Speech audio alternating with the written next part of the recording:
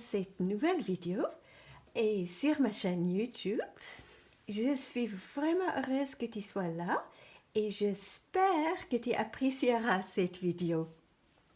Je t'invite à me rejoindre pour une séance d'impression gel presse. Ceci n'est pas un tutoriel, mais plutôt un moment où je t'invite à vivre avec moi le processus de création. Et j'espère que tu vas trouver ça intéressant. Au début de cette séance, je savais que j'allais jouer avec mes petites plaques gel presse, mais pour dire la vérité, je n'avais aucune idée de ce que je voulais faire. Tu verras que je commence par des couleurs froides.